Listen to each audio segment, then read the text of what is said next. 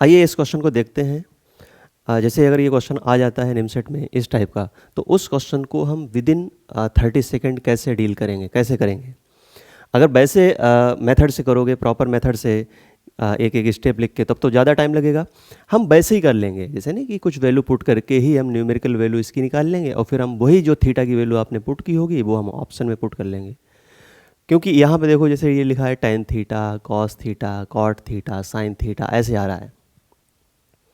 तो हम यहाँ पर अवॉइड करेंगे ऐसी वैल्यूज के लिए जिसके लिए पता लगा कि tan डिफाइन ना हो या फिर cot डिफाइन ना हो।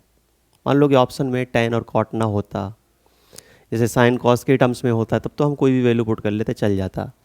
अब हम क्या कर रहे हैं यहाँ पर, जैसे ये आ रहा है sin 5 theta, sin 2 theta, sin theta, यहाँ पे भी cos 5 theta, cos 3 theta, cos square theta, cos theta, ऐसे आ रहा है। तो हम थीटा की यहाँ पर ऐसी वैल्यू पुट करेंगे जिससे हमें इनकी वैल्यू भी निकालने में प्रॉब्लम ना आए। तो थीटा इक्वल्स टू हम 30 डिग्री पुट कर देते हैं। अब जैसे ही 30 डिग्री पुट करोगे तो ये हो जाएगा sin 150 और sin 150 प्लस ये हो जाएगा sin 60 और माइनस sin 30।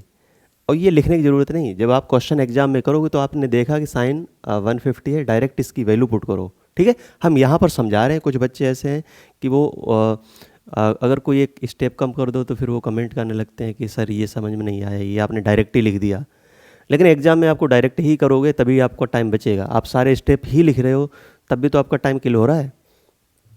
यहाँ पर हो जाएगा cos 150 और प्लस ये हो जाएगा cos 2 और यहाँ पर 2 cos और ये हो जाएगा 90 डिग्री और प्लस ये हो जाएगा 2 cos स्क्वायर 30 प्लस ये हो जाएगा cos 30 डिग्री। ये आ गया। ठीक है, सब डिग्री में है, डिग्री की साइन नहीं लगा यहाँ पे। साइन 150 की वैल्यू होती है हाफ, तो ये हो जाएगा 1/2 और साइन 60 की वैल्यू होती है √3/2 और ये है -हाफ डिवाइडेड बाय, यहाँ पर cos 150 की वैल्यू हो जाएगी माइनस का √3/2 और ये तो जीरो है ही, और cos 30 की वैल्यू होगी यहाँ पर √3/2 का स्क्वायर।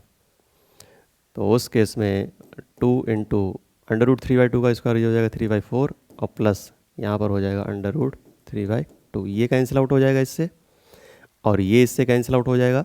अगर हम यहाँ पर देखें तो ये इससे कैंसिल आउट हो जाएगा और ये 2 से 2 कैंसिल आउट हो जाएगा। √3/3 ये आ जाएगा 1/√3। अब जो थीटा की वैल्यू आपने यहाँ पर पुट की है वही वैल्यू ऑप्शन में भी पुट करनी रहेगी। ठीक है, तो ऑप्शन में अगर हम theta equals to 30 degree put करें तो इसकी वैल्यू आ जाएगी 1/√3 और यहाँ पे भी 1/√3 आ रही, तो इसका ऑप्शन फर्स्ट ही हो जाएगा। आगे आपको चेक करने की ज़रूरत नहीं है।